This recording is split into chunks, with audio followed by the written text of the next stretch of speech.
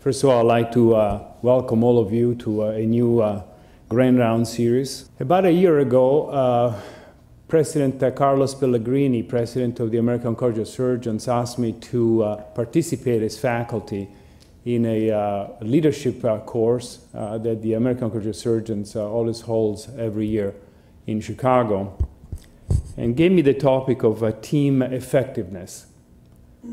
And I started reading about team effectiveness and realized very soon that a prime example of team effectiveness surrounded myself every day in this very department. And so I'm here to go over the accomplishments of this department over the past 10 years. Accomplishments that all of us have done together, accomplishments that really reflect on this very efficient, effective, and superior team. And at the end, I'll draw some principles of what an effective team is and what are the characteristics of this of an effective team. And all really started in 2004, for me at least, when I arrived. And not knowing much about this department and the strengths of this department and where this department needed to go, we started what at that point was called the AIMS process. And through the work of 5 committees composed by Department of Surgery faculty, staff, representatives of the medical school, the hospital, residents, and medical students, we reassessed over the course of about 6 months the clinical, educational, and research programs of the department, the internal structure and organization, and the external competition. And this exercise ultimately produced a consensus on priorities and a blueprint for growth to which the department really has adhered over the past 10 years. As part of that exercise, we also crafted a mission statement for the Department of Surgery to provide superior state-of-the-art healthcare in a compassionate manner, to discover new knowledge to improve health, to preserve and communicate knowledge through education, and to nurture and sustain a community of surgeons and scholars. And this mission statement has really informed the decisions and the growth of the department in the past 10 years. And growth has occurred. In 2004, this department had a total of 33 full-time and part-time faculty. Now we are 61 as of 2014, with 52 clinical faculty and 9 research faculty. We also are joined by 131 voluntary faculty and 224 adjunct and affiliated faculty, for a total of more than 400 faculty of this department.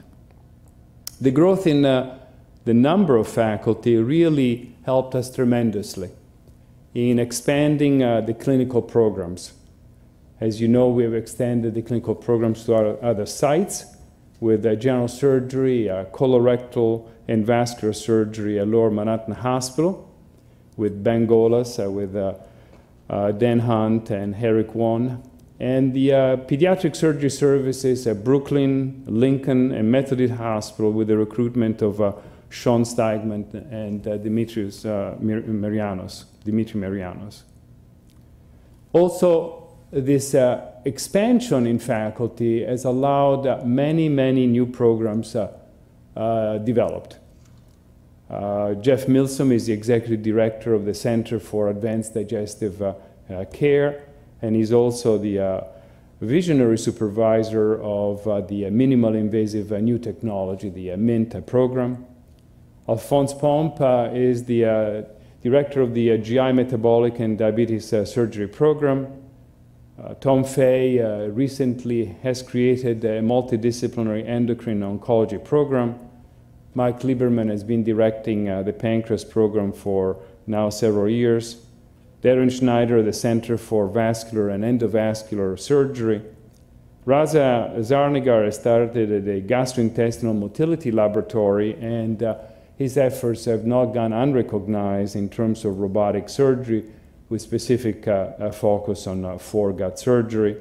And Sandy Kapoor is a founding member of the National Kidney Registry, which promotes living donor kidney transplant chains as a way to address the scarcity of organs. And Rasha Simmons is the Department of Surgery director of the Office for Faculty Diversity. More surgeries, more faculties, more surgeries. As you can see, the surgical case volume has increased dramatically in the last 10 years. In 2004, and it is not on this chart, the number of cases done did not reach 6,000. Last year, were almost at 10,000 cases, and this only counts cases done in this campus and done only by full-time and part-time faculty. Does not count cases done at Lower Manhattan Hospital or in the other hospitals where we have services. With that, the work hour view for the entire department have increased from 170,000 in fiscal year 05 to more than 300,000 in fiscal year 14. And although there are many more faculty, the RVU per faculty have also increased by 32% from an average of 63,000 to now an average of 6,300 to now an average of 8,300. So more work for everybody, more faculty, and a 40% overall surgical case volume increase. Not only the volume is increased, but the quality has been excellent. These Caterpillar graphs from the NSQIP are now common sight to you because they're frequently reviewed at the quarterly quality review. And they indicate the ratio between observed and expected complications or mortality. And in this particular case, this is a graph indicating the post-operative mortality for general surgery, vascular surgery, and colon rectal surgery combined. And our center has a ratio of 0.72, which means that the mortality would be expected to be 1. The actual mortality observed in our hands is 0.7%. Now, at this point, I really would like to thank the residents and the fellows for the outstanding care that they provide to our patients. I know that they're here to learn, but I also am very, very sure that without their supervision, without their commitment to patient care, we would not be able to deliver the outstanding quality care that we deliver every day in and out in this department and in this institution. Milestones and major accomplishments have also occurred during the past 10 years. The Division of Transplantation celebrated the 50th anniversary of the kidney transplant program. And you can see a picture there with Dr. Kapoor and Watkins and Kim and Dr. Stubenborg, the previous chief of the Division of Transplantation. Dr. Pomp and the GI Metabolic and Bariatric Group was accredited by the American College of Surgeons as a Level 1A Center of Excellence. Dr. Simmons was able to have the breast center accredited by the National Accreditation Program for Breast Centers of the American College of Surgeons, and the burn center headed by Dr. Yurt received verification by the American Burn Association and by the ACS as a center of excellence. And I'd like to remind all of you that the burn center was one of the first, if not the first, burn center founded in the United States in 1976 by the previous chair, Dr. Shires, and since then has treated more than 40,000, close to 50,000 burn victims, including the victims of 9/11. This is an incredible group of faculty and notable achievements. In the last 10 years only, need to be listed. This faculty of our department have held leadership positions in over 50 professional societies and have served on the editorial boards of at least 14 medical publications that I know, and presided over 13 different surgical societies listed here as therefore presidents of respective surgical societies. Congratulations to all. And the fact that this is a notable faculty has been noticed outside and inside the institution. It's no surprise that half of our clinical faculty are recognized as top doctors by Castle Connolly, a 220% increase over a similar metric used in 2006. And internally, Dr. Roger Yurt was recognized as the Maurice Greenberg Distinguished Awardee in May of 2014. Congratulations to Dr. Yurt. The department has also hosted national events. The 8th American College of Surgeons Quality National Forum, you can see here with Dr. Hoyt, the tallest of all, as the executive director of the American College of Surgeons, came to Weill Cornell, New York Presbyterian Hospital as one of the national quality forums. We had 2 congresses on interventional therapies in diabetes, and the 21st Annual World Burn Congress was held for the first time in New York City several years ago. And in the picture you can recognize Dr. Fariz, Dr. Yurt, and the late William Green. And we have also outreached to outside of the United States with a global medicine outreach, thanks to the efforts of Jim Gallagher and Katrina Mitchell in Wa Bugando in Tanzania. And as a matter of fact, Katrina Mitchell, currently officially a faculty member of our department, is spending 1 year back in Tanzania to continue the work initiated several years ago with the formation of a new pediatric burn ICU. And over the past 10 years, thanks to the generosity of some of our supporters, our faculty has been recognized for their achievements with 3 additional named professorships. The first that came about was the Jerome DeCoste Professorship, given to Jeff Milsom. Recently, Todd Evans has become the first tenant of the Peter Pressman Professor of Surgery, made able and possible by a generous contribution of Dr. Peter Pressman and Mr. Alberto Crebiori, here pictured in the right lower quadrant.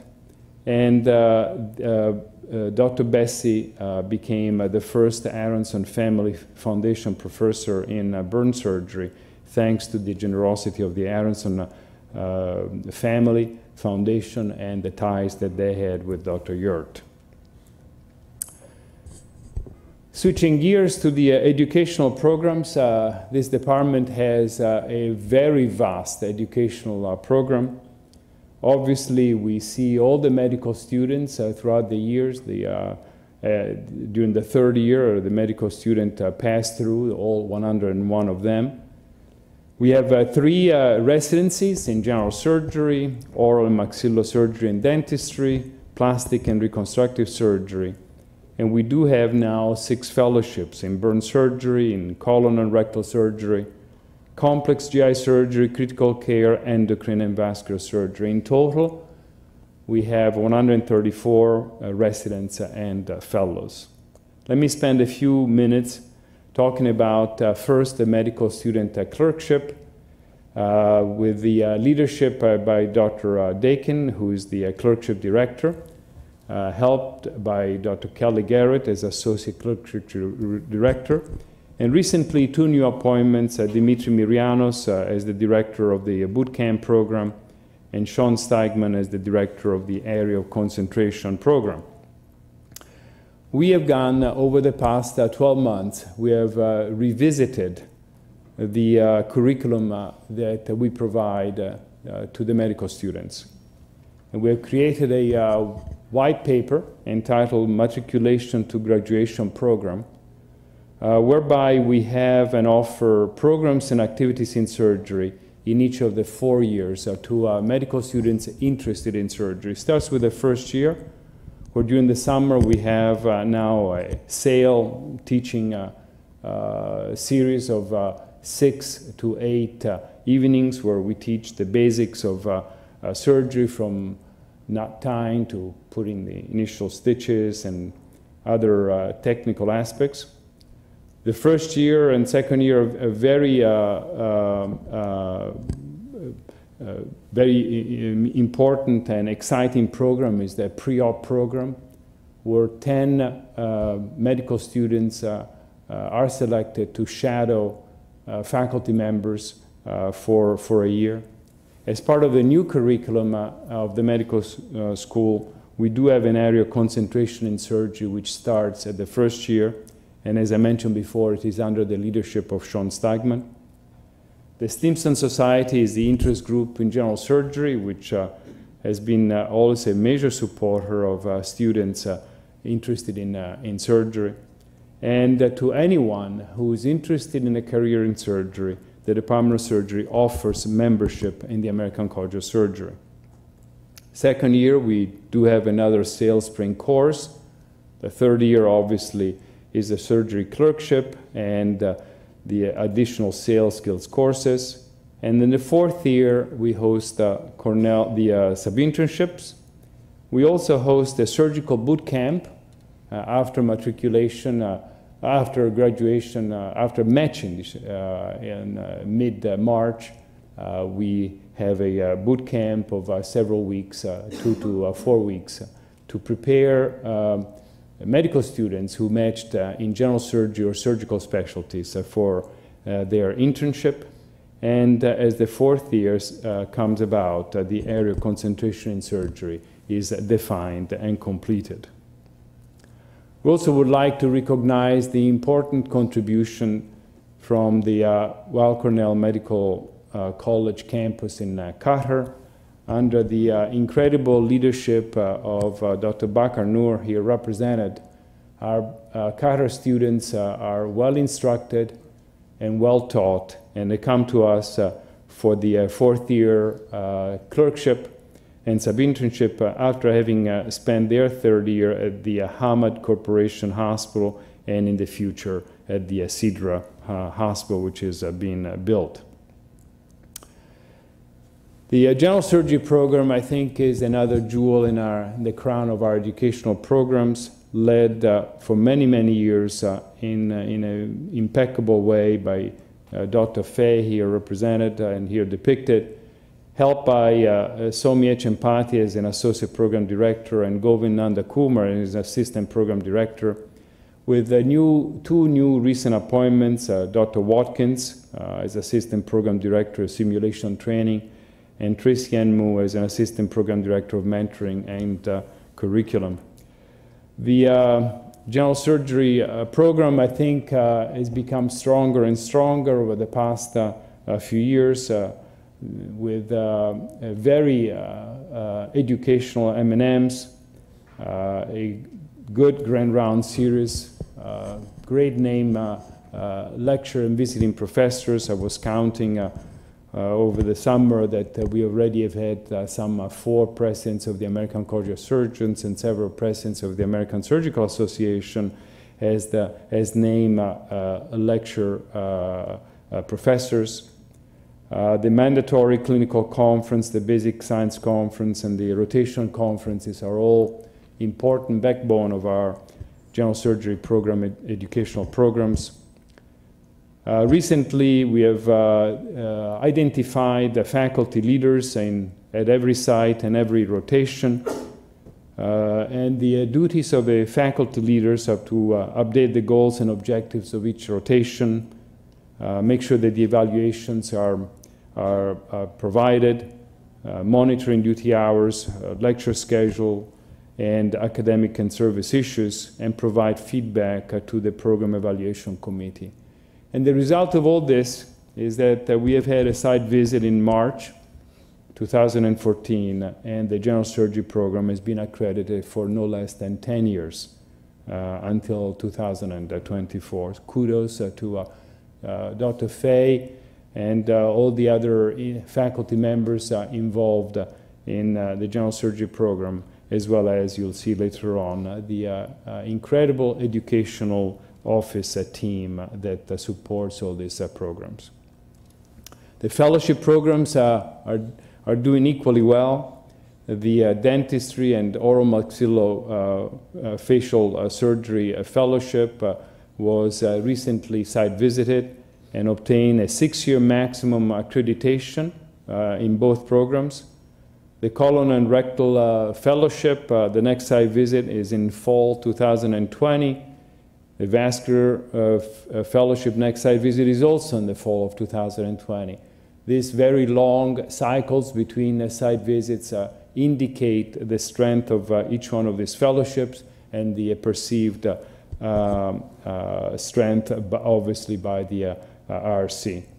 We're coming up on a few site visits, plastic surgery site visit this week, critical care visit in October, and the first site visit for the advanced GI MIS fellowship probably in November, and we wish all this fellowship luck and a great success in their site visits.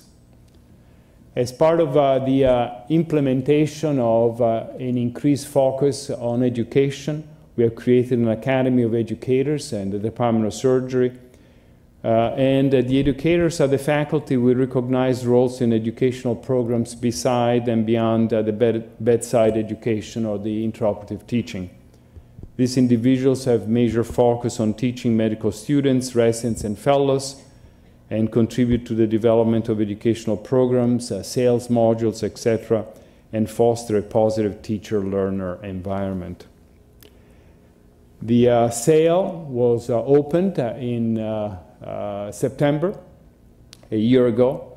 This is SAIL stands for Skills Acquisition and Innovation Laboratory. It's a 3,000 square feet facility dedicated to simulation, to training, to research, and to instruction in the use of new devices. It is under the leadership from the Department of Surgery of Anthony Watkins, as well as Jay Rosenberg as the operations manager. And it is a facility that is in partnership 50-50 with the Department of Anesthesia. And initial goals have already been achieved of establishing sessions for medical students and residents through modules and the ability to teach FLS, build a surgical video library. Ish is in the process of, and Dr. Watkins are in the process of creating an in-house surgical video library and developed research in simulation. As I said, none of this would be possible without the contribution of our education office staff, led by David Felling, who really have brought clarity and focus and stimulus on all our educational programs. Another great team is the research team, led by Todd Evans, who joined our department in 2009 as a professor of surgery and a vice chairman for research. Currently has 4 basic science laboratories with Shubin Cheng, with Todd Evans, Yari Houvres, and Marco Sandel, and 3 translational science laboratories, Dr. Fay's laboratory, Spector, and Zarnigar. And in 4 years, this team has recruited more than 50 researchers, PhD fellows, students, surgery residents, PhD MDs, PhD MDs, and technicians, with the vision to bring together the basic sciences and the surgeons and the physicians and the basic scientists into consortia with the goal of translational research. And indeed, several translational research consortia have been started.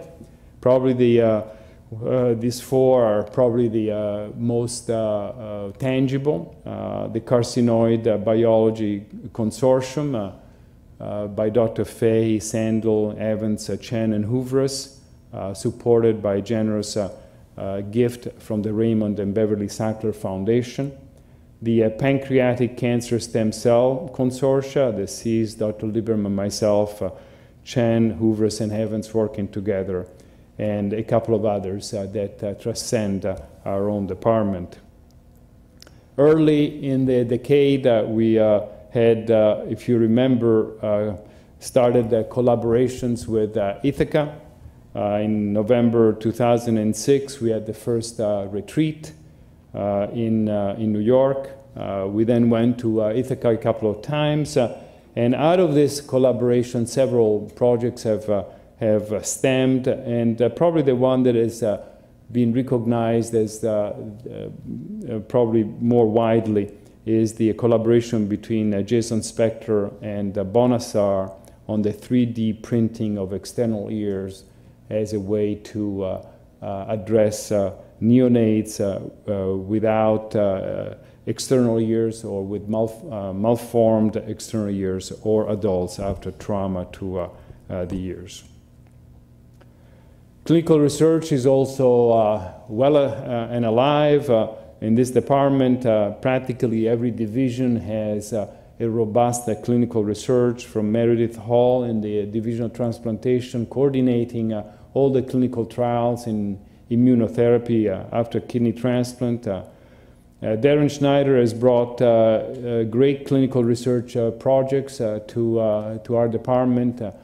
And probably the one that is the most exciting is the IDE branched graft trial that is currently running. Koyana has been an incredible supporter of all clinical research programs in the section of colon rectal surgery, and should also obviously mention the section of breast surgery with very innovative clinical research. Dr. Pomp is the PI on an NIH-funded labs program, a longitudinal study of bariatric surgical patients, and Dr. Berry continues to do outstanding research in antibiotics and sepsis. And finally, there is a growth in device ideation and research, most of it under the umbrella of MINT, with Jeff Milsom and his group working on new devices for endoluminal surgery, and Darren Schneider working on new vascular grafts made from spider silk and new endovascular devices to treat brain aneurysms. All this energy and all this research, all this volume of research has translated in an increase in awards that we receive. Last year, 2013, 2014, we received close to $8.5 million in awards, of which 6.5 were direct cost. And of this 6.5, almost 4 were NIH-based. $4 million in NIH-based has put us now number 22 in the nation among the departments of surgery. I'd like to point out to you that in 2009, when Dr. Evans was recruited, we were 71 out of 80 departments of surgery in terms of receiving NIH grants. And over the years, you see the progression to 22. I checked last night whether the latest numbers for 2014 are available. They are not yet. And I certainly hope that they will break the ceilings of the 20th and be in the first 20 departments of surgery nationally in terms of NIH awards. What that means is that since we also have not too much space, we barely have 10,000 square feet of space, we're the 5th highest department in terms of efficiency of NIH grants per square foot. And if you divide, therefore, how much NIH awards you receive by the size of the laboratories where the research is being conducted, it turns out that our department is close to $400 per square foot, which puts us as number 5th in the nation. And within the Weill Cornell Medical College, if you create a graph that you compare yourself to your peers in the nation, we are in number 4th position, tied with anesthesiology in being 22nd in the nation. Where only neurology, genetics, and physiology have better placement in the nation that we have. It's probably appropriate, more than appropriate, to recognize that none of this could really be done without a very strong administrative team. And here you see, led by Tony Trimarchi, with Marie Piraglia as the COO of our department, and India Long as the Chief Financial Officer of the department, and then all the others, really, Bernardo, all the coders, all the sections and divisions administrators that really support our work on a daily basis. Obviously, an administrative team, the first task is always to look at billing and revenue to make sure that the cycle is appropriate and the cycle does not, it works to the possible best. Indeed, this team that was, as I said, has been led by Mr. Trimarchi for the last few years, last 5 years, really under his leadership, really took on immediately the standardization of policies and procedures, the optimization of EPIC workflows, and the improved charge capture methodologies by reducing the posting lag time, the reconciliation between the OR and the endoscopy suites schedules with our billing, as well as the reconciliation with the faculty and case logs. And have instituted regular meetings with faculty to review the AR. All this has brought great improvement in the billing performance of the department, with the rejection type, the rejections really decreasing to single numbers, 1 to 2%, with the charge posting lag decreasing from an average of 26 days to 9 to 11 days, depending if you're talking about ambulatory or inpatient charges. And our goal is to get down to 6 days. And what all this has produced is an increase in the net collection rate from 90% to 96%. Now, this is important because if you increase the collection rate, match collection rate from 90% to 96%, you're extracting more money out of all the contracts and out of all you do every day in terms of your activities. And this is demonstrated by these two graphs, because if you notice, the work RVUs from 2009 to 2014 have increased from 200 and probably 20,000 to almost 300,000, probably an increase of about 40%. And if you look at the payments from 2009 to 2015, have increased by 100%, by more than 40%, 60, 70%. Therefore, synergizing not only the amount of increased work that all of us and all of you are doing, but also the better billing cycle, billing revenue cycle that extracts more of what is due to us from all claims. And if you add to the clinical revenue, the research revenue, you see the total revenue of the department year by year, with the white columns being the revenue and the red columns being the expenses. And with the exception of the very first year, where the department did not fare particularly well, since then, the revenue has always been the same or higher than the expenses, adding to our reserves for rainy days. Now, the administrative team has been also busy with other things. There's been a huge amount of academic and clinic space renovation. Star 8 was renovated. The K8 corridor for colorectal was renovated. The SAIL was renovated. Payson 7 was renovated. And renovations occurred also outside of these buildings here. The breast center, as well as down at William Street for the Lower Manhattan Hospital. And renovation also occurred for our research space, 10,000 square feet in 3 different locations. Now, all this good news are routinely broadcast by Karen Zipper, our Director of Communications. I owe Karen a great debt of gratitude. She was working with me yesterday until last night at 11 o'clock, sending me pictures and notes and things for these grand rounds. Karen produced the first report of the Department of Surgery, 2004-2007, entitled A Time of Transformation, which was distributed to some 5,000 physicians and donors. And now she produces on a quarterly basis a electronic newsletter that is distributed to 4,000 subscribers, colleagues, referring physicians, alumni, donors, residents, surgical faculty, and staff.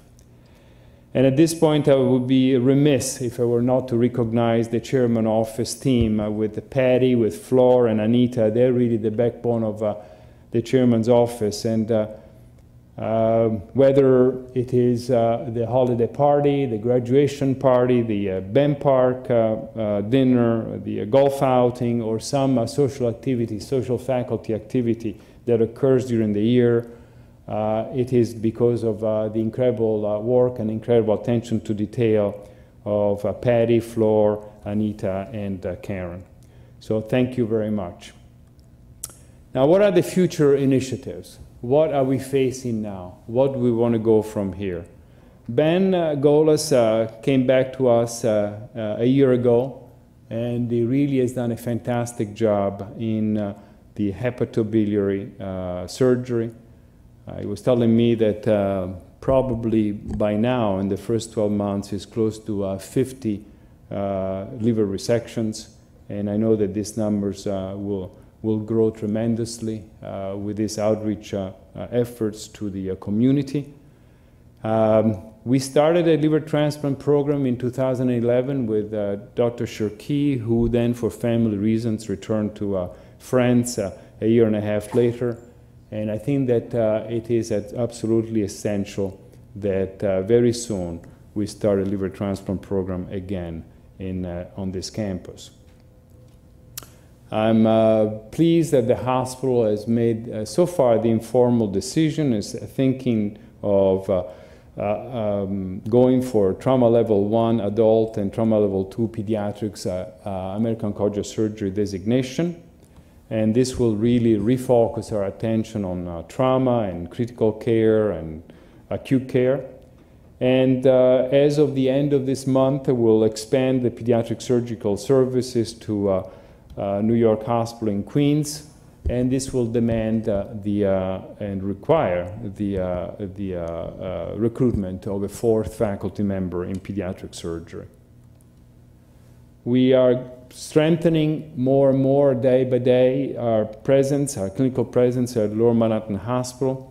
Not only Ben is there, and Dan Hunt and Eric Won, who have been there now since last year. James Smith, as I mentioned, has joined us, and part of his practice is Lower Manhattan Hospital. And Melanie Onchkin, she'll join us the 1st of October, and will start her part of a practice down at Lower Manhattan Hospital as well. I think that this group of 5 individuals will do a fantastic job in general surgery, surgical oncology, colorectal surgery, vascular surgery, and will cover the entire waterfront. We're also very interested by the burn eye unit project that Jim Gallagher is conducting. The burn team won a hospital-wide competition from NYP for a proposed eye unit initiative, which will use the latest technology to improve care. I think that this will be a transformative exercise which may eventually trickle also to all the other intensive care units and potentially to the step-down units and the floor. We're in discussions to start a center for comparative analysis and clinical outcome research to facilitate the interdepartmental collaboration for, again, comparative analysis and clinical outcome research. And I've asked Heather Yo and Andrew Meltzer to co-direct this center. An important meeting will occur at the end of this month to try to create this center in collaboration with other departments. The administrative team will continue to be very focused on optimizing the EPIC workflow. on real estate renovations on the F7 corridor and on the F8 corridor to create new office space. We're in the midst of enhancing and optimizing the phone system to better handle the high call volume and improve the patient access, and definitely they'll continue to work on further refinement of the revenue cycle. So what have they been the critical components of success? What have they been over the past 10 years? I think that without any question, this success could have not been possible without the support from the Weill Cornell Medical College, Dean Gatto initially, and Dean Glincher now, and without the support from NYP leadership, Dr. Pardis in the past, Dr. Corey now, together with Dr. Kelly, Dr. Faris, Dr. Leibowitz, Dr. Patterson. I also think that the consensus building and the blueprint for growth that the AIMS process produced was essential in starting this, this decade of achievements, as well as the guiding principles summarized by the mission statement. But there is no question in my mind that we are blessed with an outstanding, effective faculty and staff team. Efficiency is the foundation for survival. Effectiveness is the foundation for success. This is what John Maxwell said, and John Maxwell was really a scholar of team effectiveness. And what are the characteristics of an effective team? And if you're interested in knowing more about that, I suggest that you read this book. It's about 150 pages. Doesn't take much. It's the Harvard Business Review on building better teams. And just to summarize very briefly, the characteristics that this review points to in terms of creating effective teams are cooperation, trust among members, appreciation of diversity of talents and value individual perspective, commitment to goals and to best practices, sense of group identity and group efficacy, the ability to confront disruptive behavior, and the ability to care for each team member. These are the essential components of an effective team, and I think that this department really personalizes these characteristics to a T, and that's why this department has been such an effective team over the past 10 years. So let me raise a virtual glass to the Department of Surgery, to all of us, to this incredible, effective, efficient, and superior team for the achievements of the past 10 years with great hopes and anticipation for the achievements of the future. Thank you very much for your attention.